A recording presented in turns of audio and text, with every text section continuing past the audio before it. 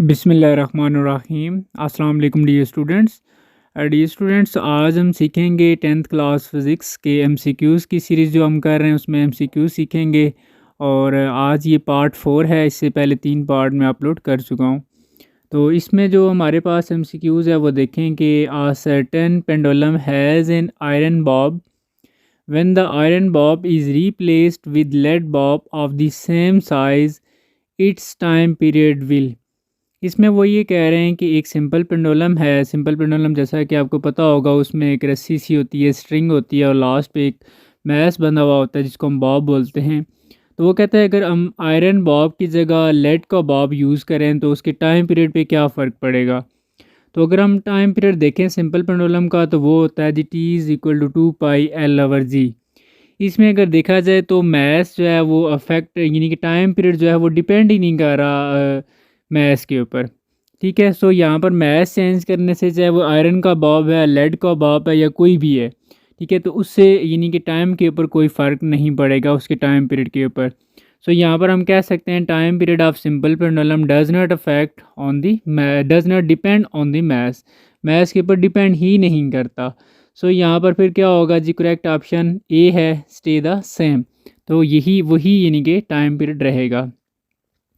इसके बाद next MCQs है कि if the mass of Bob of pendulum is increase by factor of 3। अगर हम उसका जो मैस है वो इंक्रीज़ कर दें बाय फैक्टर ऑफ 3 यानी कि 3 फैक्टर से उसको इंक्रीज़ कर दें तो time period of pendulum motions will. तो अगेन वही बात आ जाती है कि पेंडुलम जो है वो उसका टाइम पीरियड डिपेंड ही नहीं करता मैस के ऊपर। सो यहाँ पर जो करेक्ट ऑप्शन है वो बी होगा, रिमेन द सेम। तो एक बात इसमें आपने ये याद रखनी है, यहाँ पर जो लिखा हुआ है फैक्टर ऑफ 3, फैक्टर ऑफ 2, 1 कुछ भी हो सकता है।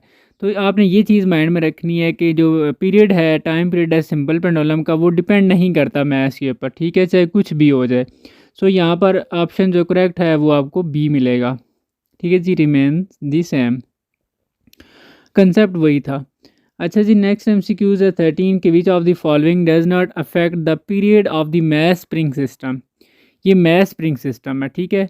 तो मैस स्प्रिंग सिस्टम का जो टाइम पीरियड होता है वो आपको पता है T=2πm/k।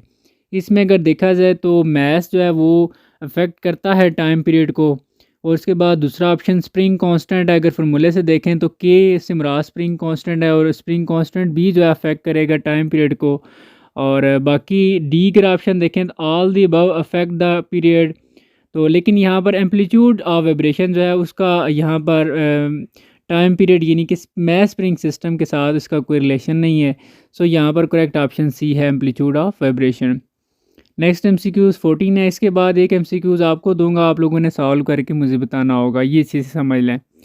A spring is stretched 5 centimetre bye 20 Newton force. एक स्प्रिंग है, इसको हम स्ट्रेच करते हैं 5 सेंटीमीटर तक और कितनी फोर्स लगाते हैं जी 20 न्यूटन की। तो what is it's spring constant के।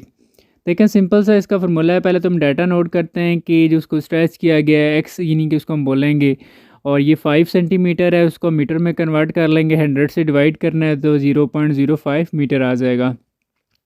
और फोर्स कितनी है जी 20 न्यूटन की है। And what is it's spring constant के। स्प्रिंग कांस्टेंट के फाइंड करना है। सिंपल सा फार्मूला है, हुक्स लॉ भी इसको कहते हैं, फिजिकल के एक्स। और यहाँ से अगर आपने के की वैल्यू फाइंड करनी है तो एक्स डिवाइड हो जाएगा दूसरी साइड पे F/x।